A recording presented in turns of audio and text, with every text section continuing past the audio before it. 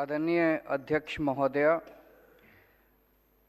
सबसे पहले मैं देश के लोगों को बहुत बहुत बधाई देना चाहता हूं कि ये न्यूयॉर्क टाइम्स में जो खबर छपी, ये न्यूयॉर्क टाइम्स का फ्रंट पेज है और आप देखोगे पूरा का पूरा लगभग 80% फ्रंट पेज 18 अगस्त को हमारे देश के एक स्कूल की फ़ोटो उसमें छपी है। 9th क्लास की फ़ोटो है। हमारे बच्चे कितने सुंदर लग रहे हैं इसमें।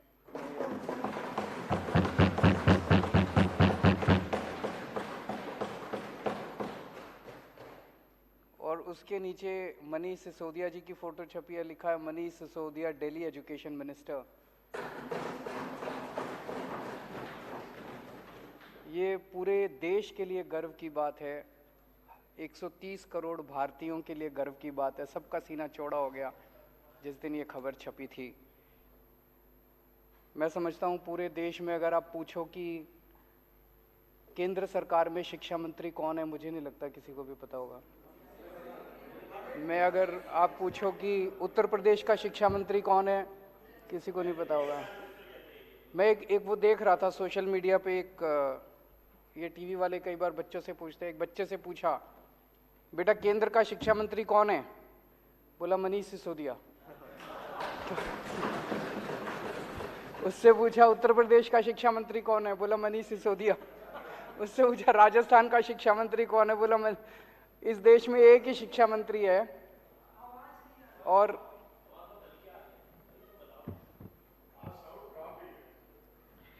इस देश में एक ही शिक्षा मंत्री है। और अब तो ऐसे लगता है जैसे पूरी दुनिया में एक ही शिक्षा मंत्री है। अगर अमेरिका वालों से पूछो कौन शिक्षा मंत्री, तो वो भी कह रहे हैं भाई मनीष सिसोदिया। तो ये हर भारतीय के लिए गौरव की बात थी, बहुत गर्व की बात थी, सब लोगों को बहुत अच्छा लगा। ये खबर छपी थी 18 अगस्त को और उसी के एक हफ्ते बाद 25 अगस्त को इसी अखबार में, अमेरिका के इसी अखबार में ये एक और खबर छपी थी, Modi's India is where global democracy dies. Modi के भारत में जनतंत्र की हत्या हो रही है। इसी के एक हफ्ते बाद एग्जैक्टली 25 अगस्त को यह खबर छपी है। बहुत तकलीफ होती है जब दुनिया के किसी भी कोने में, किसी भी अखबार में अगर देश के खिलाफ कोई खबर छपती है, भारत के खिलाफ कोई खबर छपती है, हर भारतीय के दिल में बहुत पीड़ा होती है। इस किस्म की खबर अगर छपती है तो बहुत तकलीफ होती है। आज देश में दिल्ली सरकार शायद अकेली सरकार है जो ऐसे ऐसे काम कर रहे हैं जिसकी चर्चा पूरी दुनिया में हो रही है। पूरी दुनिया के अंदर आज देश का नाम रोशन कर रहे हैं। जैसे डोनाल्ड ट्रंप साहब की वाइफ आई थी, वो मिलेनिया ट्रंप, मैंने पता किया चारों तरफ से, हर जगह अपने पति के साथ, अमेरिका के राष्ट्रपति के साथ जाया करती थी दुनिया के हर देश में। मैंने पता किया भाई कहाँ कहाँ गई, जहाँ वो स्कूल देखने गई, अभी तक कहीं पूरी दुनिया में कोई स्कूल देखने नहीं गई। जब दिल्ली में आई तो बोली हम दिल्ली सरकार के, आम आदमी पार्टी के स्कूल देख के आऊंगी। ये तो गर्व की बात है, पूरे देश के लिए गर्व की बात थी। यूएन के फॉर्मल सेक्रेटरी जनरल बान की मून साहब दिल्ली आए, स्पेशली दिल्ली के मोहल्ला क्लिनिक देखने के लिए। और ये खबर कि वो दिल्ली आके मोहल्ला क्लिनिक देखने के, ये पूरी दुनिया के सारे अखबारों में छपी, सारे देशों के सारे अखबारों में ये खबर छपी कि बान की मून और नॉर्वे की फॉर्मर प्राइम मिनिस्टर दोनों दिल्ली के मोहल्ला क्लिनिक देखने के लिए आए। फिर अभी सिंगापुर की सरकार ने मेरे को कहा, जी आप बहुत अच्छा काम कर रहे हो, हम आपके लिए पूरी दुनिया के मेयर बुलाएंगे और उन सारे मेयर को आके आप बताओ कि आप कैसे अच्छा काम कर रहे हो, उनको सिखाओ। ये तो देश के लिए कितने गौरव की बात है कि हमारे देश के किसी आदमी को बुलाया गया कि सिंगापुर, पूरे दुनिया के मेयर को हमें सिखाने का मौका मिलता। पूरा देश इसकी वजह से बड़ा खुश है। लेकिन जितनी राष्ट्र विरोधी ताकतें हैं, जितने लोग इस देश से नफरत करते हैं, इस देश की तरक्की से नफरत करते हैं, इस देश के विकास से नफरत करते हैं, जो लोग नहीं चाहते ये देश तरक्की करे, 75 साल के अंदर इस देश को घोट के रखा गया वेस्टेड इंटरेस्ट्स के द्वारा, उन सारे लोगों ने अब षड्यंत्र करके मिलके और ये किया, यार इनको बंद करो। अब ये अगर इसी तरह से ये आगे बढ़ते रहे तो बड़ी मुश्किल हो जाएगी। और इन लोगों ने मिलके एक षड्यंत्र रचा कि दिल्ली की सरकार गिराई जाए, दिल्ली की सरकार खत्म की जाए। ये दिल्ली की सरकार जब तक खत्म नहीं करेंगे तब तक ये इसी तरह से अच्छा काम करते रहेंगे। ये जितनी राष्ट्र विरोधी ताकतें हैं सारे इकट्ठे हो गए हमारे खिलाफ, सारों ने इकट्ठा होकर ये षड्यंत्र रचा। षड्यंत्र रच के सबसे पहला काम इन्होंने किया, मनीष सिसोदिया के ऊपर एक झूठा आरोप लगाया। बोला मनीष सिसोदिया शराब में पैसे खा गया। हमने बार बार इनसे पूछा जी क्या पैसे खा गया, क्या घोटाला क्या है? तो सच होता है, सच एक होता है, झूठ कई होते हैं उसके। तो इनका एक आदमी बोला जी 1.5 लाख करोड़ रुपए का शराब घोटाला हो गया। 1.5 लाख करोड़ तो दिल्ली का बजट ही नहीं है, इतना शराब घोटाला कहां से हो गया? फिर इनका एक प्रवक्ता था, एक बड़ा सीनियर लीडर, एक डिबेट में बैठा था, वो कहता है 8,000 करोड़ रुपए का घोटाला हो गया। तो मैं देख रहा था, सौरभ उसके साथ था। सौरभ ने पूछा घोटाला क्या है? तो वो कुछ कागज लेके बैठा था, बोला घोटाला, उसको समझ ही ना आए घोटाला क्या है। तो मेरे ख्याल से बता नहीं पाया वो घोटाला बता ही नहीं पाया। फिर उसके बाद इनके 2 बड़े नेताओं ने एक प्रेस कॉन्फ्रेंस करी, बोले 1100 करोड़ का घोटाला हो गया। 1100 करोड़ का घोटाला क्या हो गया भाई? 1100 करोड़ का घोटाला। उनसे पूछा क्या घोटाला हो गया, तो वो भी कुछ इधर उधर की। फिर एलजी साहब ने एक रिपोर्ट बना के बताते हैं, भेजी, अखबार वाले कहते हैं, ये मीडिया वाले कहते हैं, जिसमें कह रहे लिख रखा है 144 करोड़ का घोटाला हो गया। और अब सीबीआई ने जो एफआईआर करी है उसमें लिखा है 1 करोड़ का घोटाला हुआ है। और घोटाला क्या है सीबीआई की एफआईआर में? उसमें लिखा है कि एक शराब के वाले ने दूसरे शराब वाले के बैंक अकाउंट में 1 करोड़ रुपए जमा कराए। उसमें मनीष का क्या लेना देना है यार? एक शराब वाले ने दूसरे को 1 करोड़ रुपए जमा कराए बैंक अकाउंट में, कि क्या घोटाला है? घोटाला क्या है ये समझ ही नहीं रहा अभी तक।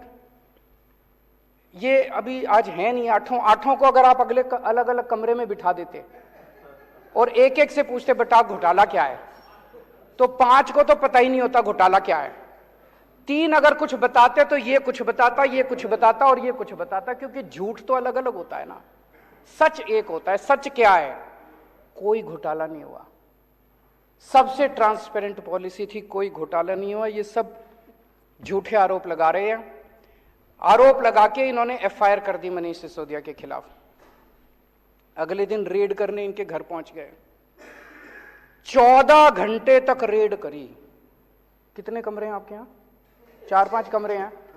4-5 कमरे में टॉयलेट, 2-3 टॉयलेट हैं, रसोई है। सारा छान मारा इन्होंने, सारा छान मारा इन्होंने, इतना गहन जांच करी।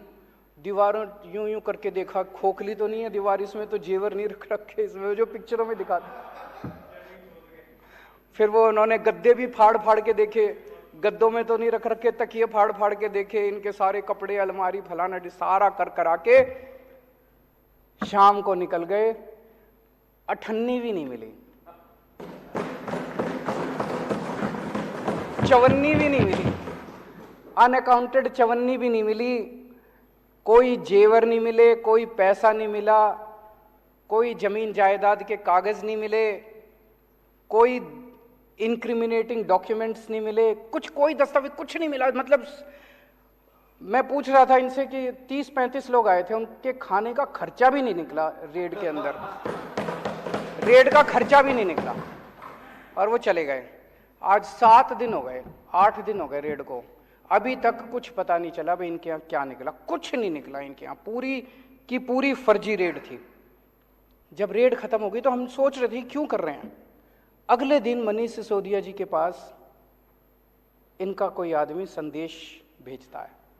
ये लोग संदेश भेजते हैं, बोले जी ऊपर से है, ये टॉप से, वहां से संदेश ये है कि आप केजरीवाल का साथ छोड़ दो, आम आदमी पार्टी तोड़ के 2-4 एमएलए और ले आओ, हम आपको आम आदमी पार्टी की सरकार अब गिराने जा रहे हैं बहुत जल्दी। ऑपरेशन लोटस चालू है दिल्ली के अंदर, आपको हफ्ते 10 दिन के अंदर दिल्ली का मुख्यमंत्री बना देंगे। दूसरा बोले ये सारे तुम्हारे सीबीआई और ईडी के केस खत्म कर देंगे। तो इसने कहा सीबीआई ईडी के केस में तो कुछ है ही नहीं, सारा फर्जी केस है, कल तुम जांच वांच भी करके ले गए, कुछ भी नहीं मिला तुमने, मैंने ढेला कमाया नहीं, कुछ करा नहीं, तो इस केस तो तुम करते रहो, मेरे को क्या डर है। वो बोले मंत्री सीएम बनने का मेरे को कोई ख्वाब नहीं है, मैं तो शिक्षा मंत्री बन के खुश हूं। बड़ी बात है। सीएम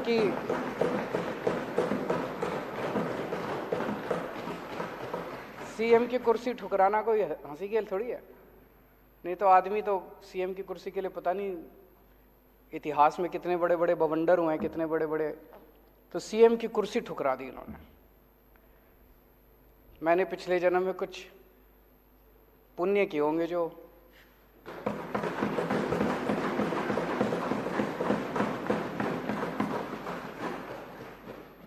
ऐसे डिप्टी सीएम और शिक्षा मंत्री मिले। उसके बाद जब ये नहीं चला तो फिर आप लोगों के पास आए। मेरे पास अभी तक 12 एमएलए आ चुके हैं। एक एक एमएलए को आके कहते हैं भाई 20-20 करोड़ रुपए ले ले और टूट के आ जा, 2-4 को और लाएगा तो तेरे को 25 करोड़ देंगे, और नहीं तो जैसे मनीष सिसोदिया का हाल करा तेरे ऊपर भी रेड करेंगे, तेरे को गिरफ्तार करेंगे, सीबीआई और ईडी छोड़ देंगे तेरे खिलाफ। भाई साहब सलाम करता हूं आप सबको।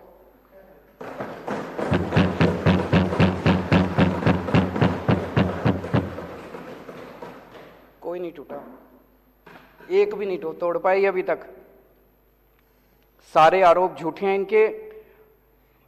तो जो पता चला उनको एमएलए को इन्होंने कहा भाई 40 एमएलए हमें चाहिए, 40 एमएलए तोड़ने हैं, 20-20 करोड़ रुपए एक को देंगे। 800 करोड़ रुपए इन्होंने कहीं रख रखे हैं दिल्ली में। ऑपरेशन लोटस दिल्ली इस नाम से चल रहा है, ऑपरेशन लोटस दिल्ली के नाम से इनका पूरा ये ऑपरेशन है। 800 करोड़ रुपए इन्होंने कहीं रख रखे हैं 20-20 करोड़ के हिसाब से। सब ये पूछ रहे हैं कि ये 800 करोड़ रुपए कहाँ हैं, किसके हैं। आज इस सदन में मैं बताऊंगा ये पैसे किसके हैं। आज मैं खुलासा करूंगा ये 800 करोड़ रुपए किसके हैं। लोग बता रहे हैं जी गुजरात के, पहले अभी थोड़ी देर पहले खबर आई है, एलजी साहब ने अब स्कूलों पे भी इंक्वायरी शुरू कर दी। तो कह रहे हैं भाई स्कूलों के बेसिकली तो रोकना है, स्कूल रुक जाएं, अस्पताल रुक जाएं, जितने अच्छे काम हो रहे हैं वो रुक जाएं, जनता को तकलीफ हो रही है। तो सब कह रहे हैं ये गुजरात की वजह से हो रहा है। गुजरात में जैसे जैसे हमारा ग्राफ बढ़ता जा रहा है, पागलपन छाया हुआ गुजरात में। लोग दुखी हो चुके हैं इन लोगों से। जहां जाते हैं हर गांव, पूरे के पूरे गांव आम आदमी पार्टी के साथ जोड़ते जा रहे हैं गुजरात। किसी ने सोचा नहीं था। लोग तो कहते थे इनका गढ़ है, कोई गड़बड़ नहीं है, गढ़ टूट रहा है, इनका किला ढह रहा है।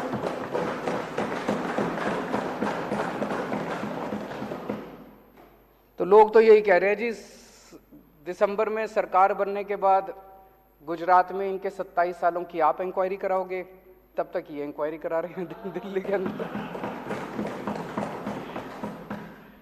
अगर आज हम गुजरात चुनाव अनाउंस कर देना भाई गुजरात चुनाव हम नहीं लड़ेंगे, ये सारी इंक्वायरी बंद हो जाएगी, सारी ईडी बंद, सीबीआई बंद, सब खत्म। उसी की वजह से हो रहा है ये। कई सरकार गिरा चुके अभी तक ये देश में। गोवा की सरकार गिराई, कर्नाटक की सरकार गिराई, महाराष्ट्र की सरकार गिराई, आसाम की सरकार गिराई, मध्य प्रदेश की सरकार गिराई, बिहार की सरकार गिराई, अरुणाचल प्रदेश की सरकार गिराई, मणिपुर की सरकार गिराई, मेघालय की सरकार गिराई। शहर में एक सीरियल किलर आया हुआ है जो एक के बाद मर्डर करता जा रहा है, एक के बाद एक मर्डर करता जा रहा है। जनता सरकार चुनती है, ये सरकार गिरा देते हैं। मतलब जनता को तो रौंद रखा है। महाराष्ट्र में जनता ने एक सरकार चुनी, गिरा दी। गोवा में जनता ने एक सरकार चुनी, गिरा दी। जनता के पीछे पड़े हैं और सब जगह पैटर्न एक ही है। अभी जैसे महाराष्ट्र में भी हम लोगों ने देखा, जितने टूट के इधर से उधर गए, बताते हैं सबके पीछे सीबीआई ईडी पड़ी थी। सीबीआई और ईडी उनको बुला रही थी, जैसे वो इधर से उधर गए सीबीआई ईडी के केस बंद। सेम पैटर्न हर जगह यही चल रहा है। पहले ये सीबीआई और ईडी के केस लगाते हैं 4-5 के खिलाफ, तो दूसरे वाले सारे डर के, जिन्होंने गलत काम कर रखे होते हैं, वो सारे डर के फिर उनको मैसेज भेजते हैं भाई तुम्हारा भी यही हाल कर देंगे तुम, तो सारे इनके पास आ जाते हैं, फिर ये तोड़ लेते हैं, फिर ये सरकार गिरा देते हैं। सेम पैटर्न है। वो जो सीरियल किलर का पैटर्न होता है, आपने वेब सीरीज देखी होंगी आजकल काफी आ रही हैं, जैसे सीरियल किलर का पैटर्न होता है ना, वैसे उसी पैटर्न, सेम पैटर्न है। यही पैटर्न इन्होंने दिल्ली में किया कि सीबीआई ईडी भेजी, पहले सत्येंद्र के खिलाफ भेजी, फिर मनीष के खिलाफ भेजी। अब आपको डरा रहे हैं कि तुम्हारा भी यही हाल कर देंगे, सत्येंद्र वाला हाल कर देंगे, तुम्हारा मनीष वाला हाल कर देंगे। डरा के ये दिल्ली में आम आदमी पार्टी को तोड़ना चाहते हैं। लेकिन हमने कुछ गलत कर ही नहीं रखा, तो हम सीबीआई और ईडी से क्यों डरे? हम कहते हैं कर लो, हमें जेल जाने से डर नहीं, सारे इनमें आधे से ज़्यादा तो जेल जा चुके, तो कर लो, जो करना कर लो, हमारे को क्या फर्क पड़ता है। अभी तक 277 एमएलए खरीद चुके हैं ये लोग। 277 एमएलए पिछले कुछ सालों के अंदर ये लोग खरीद चुके हैं। दिल्ली में अभी रेट 20 करोड़ का था, महाराष्ट्र में सुनते थे 50 करोड़ है, दिल्ली वालों को पता नहीं क्यों दिल्ली में कह रहे पर मान लो 20 भी मान लो, 20 करोड़ के हिसाब से खरीदा तो 277 एमएलए के लिए इन्होंने 5,500 करोड़ रुपए खर्च किए, और दिल्ली के लिए 800 करोड़ रख रहे हैं, तो 6300 करोड़ रुपए 6300 करोड़ रुपए इन्होंने ऑपरेशन लोटस में खर्च किए। ये पैसा कहां से आया? ये पैसा किसका है? 6300 करोड़ रुपए खर्च कर दिए इन लोगों ने एमएलए खरीदने में। ये किसका पैसा है? इसका मैं आज खुलासा करना चाहता हूं। आज देश का हर आदमी महंगाई से बड़ा परेशान है। 2014 में डीजल का दाम था 54 रुपए, अब हो गया 90 रुपए। पेट्रोल का दाम था 2014 में 60 रुपए, अब हो गया 110 रुपए। सीएनजी 37 रुपए थी, 75 रुपए पहुंच गई। एलपीजी 410 रुपए की थी, 1053 रुपए का एक सिलेंडर हो गया। वनस्पति ऑयल 70 रुपए का था, 170 रुपए हो गया। और नमक 7 रुपए का था, 15 रुपए हो गया। हर चीज के दाम बढ़ गए, डबल ट्रिपल हो गए। एक आम आदमी बेचारा, तनख्वाह बढ़ी नहीं है, घर कैसे चलाए तो कैसे चलाए वो? ये जितनी जीएसटी, ये जितना महंगाई हो रही है, इतना जीएसटी लगा दिया इन लोगों ने। ये सारा पैसा कहां जा रहा है? ये सारा पैसा दो चीजों में जा रहा है। एक, अपने अरबपति दोस्तों के कर्जे माफ करते हैं, और दूसरे ये एमएलए खरीदते हैं। इन दो चीजों में जा रहा है। महाराष्ट्र की सरकार गिरानी थी तो छाछ पे जीएसटी लगा दी, दही पे जीएसटी लगा दी, शहद पे जीएसटी लगा दी, गेहूं पे जीएसटी लगा दी, चावल पे जीएसटी लगा दी। अगर अपने एक दोस्त का कर्जा माफ करना होता है, पेट्रोल के दाम बढ़ा देते हैं। दूसरे के दोस्त का कर्जा माफ करना होता है, डीजल के दाम बढ़ा देते हैं। अगर गोवा की सरकार गिरानी होती है, यहां पे जीएसटी बढ़ा देते हैं। जितना पैसा जीएसटी और महंगाई की वजह से हो रहा है, पेट्रोल का दाम बढ़ रहा है, डीजल का दाम बढ़ रहा है, इसका अधिकांश पैसा केवल और केवल अरबपति दोस्तों के कर्जे माफ करने में और ये एमएलए खरीदने के अंदर जा रहा है। अब ये कह रहे हैं झारखंड की सरकार गिरने वाली है। देख लेना, शर्तिया तौर पे मैं कह रहा हूं, अगले 10 दिन के अंदर कहीं ना कहीं जीएसटी या पेट्रोल या डीजल के दाम ना बढ़ जाए तो बढ़ेंगे, और वो सारा पैसा जो है वो एमएलए खरीदने के लिए जाएगा इनका झारखंड। आज मैं देश की जनता से कहना चाहता हूं, हमारे देश की जनता जरूरत पड़े तो देश के लिए बलिदान करने को तैयार है।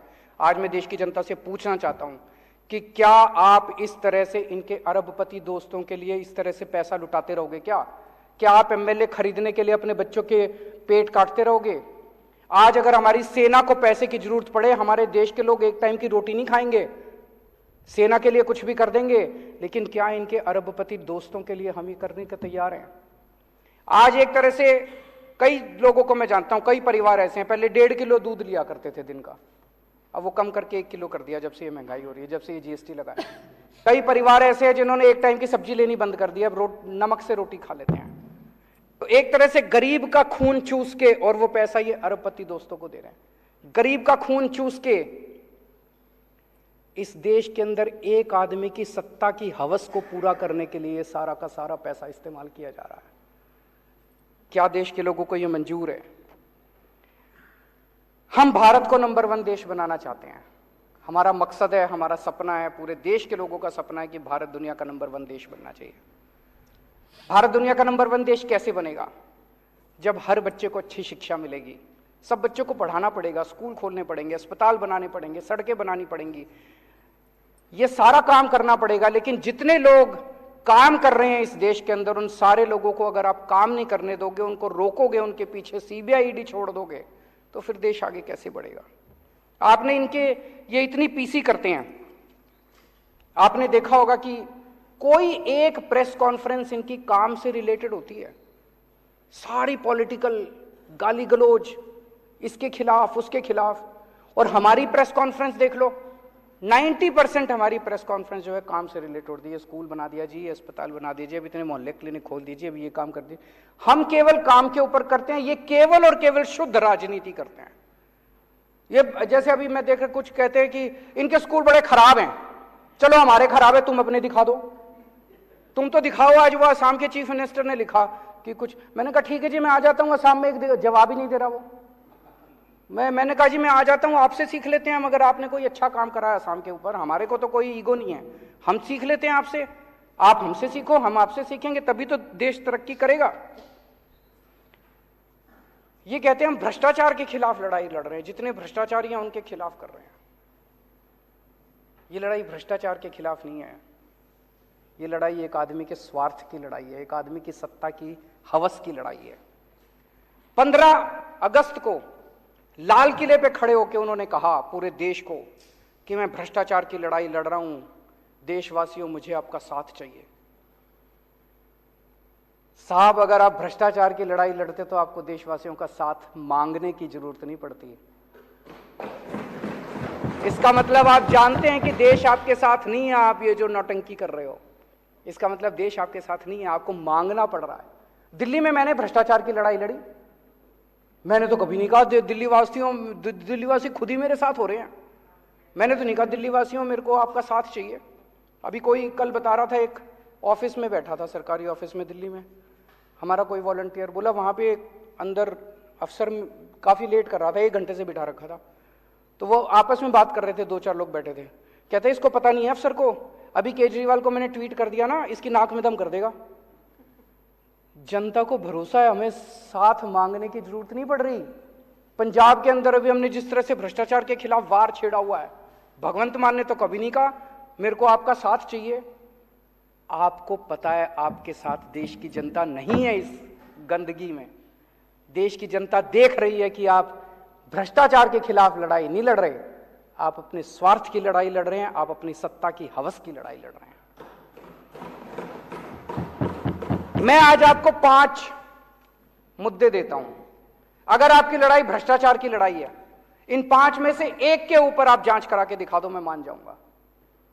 गुजरात में जाता हूं आजकल, गुजरात में इतने पेपर लीक होते हैं, इतने पेपर लीक होते हैं, और सारे इनके आदमी कराते हैं, सारे इनके आदमी कराते हैं। जनता तंग आ चुकी है, बच्चे तंग आ चुके हैं, सुसाइड कर रहे हैं, पेपर रोज लीक हो रहे हैं और इनके लोग करा रहे हैं। एक भी आदमी पेपर लीक के मामले में जेल नहीं गया। मैं चैलेंज करता हूं, एक आदमी को दिसंबर के चुनाव के पहले आप जेल भिजवा के दिखा दो, अगर हिम्मत है तो लड़ाई आपकी भ्रष्टाचार के खिलाफ नहीं है, भ्रष्टाचार का तो आप बेनिफिशियरी हैं। इतना नशा गुजरात के अंदर बिक रहा है। बताते हैं इनके दोस्त का एक पोर्ट है, वहां पे कम से कम 10,000 करोड़ रुपए की ड्रग्स पकड़ी जा चुकी होंगी। हिम्मत है तो सीबीआई ईडी वहां भी करके दिखा दो। हैं 22,000 करोड़ बता रहे हैं, 22,000 करोड़ रुपए का नशा पकड़ा जा चुका, कोई सीबीआई नहीं है। 22,000 करोड़ रुपए की इनके दोस्त के यहां नशा पकड़ा गया, कोई सीबीआई नहीं, कोई ईडी नहीं। चोर यही नजर आता है इनको। मैं इनको चैलेंज करता हूं, जहरीली शराब से अभी 50 से ज्यादा आदमी मर गए जहरीली शराब से। इनके आदमी बेचते हैं, इनके आदमी जहरीली शराब बेचते हैं गुजरात के अंदर। मैं चैलेंज करके करता हूं, एक आदमी के खिलाफ सीबीआई ईडी करके दिखा दो, नहीं करेंगे। अभी साहब बुंदेलखंड एक्सप्रेसवे का उद्घाटन करने गए, प्रधानमंत्री बुंदेलखंड एक्सप्रेसवे का उद्घाटन करने गए, उद्घाटन करने के 5 दिन के बाद वो धंस गया। इससे बड़ी बेइज्जती नहीं हो सकती देश की, इससे बड़ी बेइज्जती देश की नहीं हो सकती। मेरे यहां अगर कोई होता ना दिल्ली में, ऐसी तैसी कर देता मैं उसको, और इन्होंने कोई एक्शन नहीं लिया। उसके खिलाफ सीबीआई नहीं, बता रहे हैं उसको 2 और 4 ठेके और दे दिए। बड़ा शाबाश, बहुत अच्छा काम किया। उसको 4 ठेके बता रहे हैं और दे दिए। बुंदेलखंड एक्सप्रेसवे धंस गया, उसकी कोई सीबीआई नहीं है। 10 लाख करोड़ रुपए के कर्जे जिनके माफ करे, 10 लाख करोड़ रुपए के अपने अरबपति दोस्तों के इन्होंने कर्जे माफ कर दिए। उसमें कई लोगों ने बीजेपी को चेक में डोनेशन दे रखी है। इससे बड़ा सबूत रिश्वत का हो सकता है? भाई तुमने उससे डोनेशन ली और डोनेशन लेके उसके कर्जे माफ कर दिए, इससे बड़ा रिश्वत का सबूत क्या होगा? हिम्मत है तो जरा सीबीआई ईडी 5 केस दे दिए मैंने आज, कहोगे तो और 50 और दे देंगे। तो लड़ाई भ्रष्टाचार की नहीं है, लड़ाई स्वार्थ की है, लड़ाई सत्ता हथियाने की है, जनता को तंग करने की है। पिछले कुछ दिनों से ये चल रहा है कि इन्होंने इतने आदमी, इतने एमएलए तोड़ लिए, इतने एमएलए तोड़ लिए, इतने, मेरे पास कई फोन भी आ रहे हैं लोगों के कि जी सब ठीक है ना, 2-4 कितने गए, बहुत फोन आ रहे हैं मेरे पास। तो अध्यक्ष महोदया, मैं इस सदन के अंदर कॉन्फिडेंस मोशन लाना चाहता हूं, दिल्ली की जनता को दिखाने के लिए कि उन्होंने जिन लोगों को चुना है वो एक एक हीरा है। ये मर जाएंगे, कट जाएंगे, लेकिन ये टूटने वाले नहीं है, एक भी आदमी नहीं टूटा। कॉन्फिडेंस मोशन इस सदन के अंदर लाना चाहता हूं ताकि जनता के सामने ये साबित हो जाए कि बीजेपी का ऑपरेशन लोटस दिल्ली में आके ऑपरेशन कीचड़ बन गया। बहुत बहुत शुक्रिया।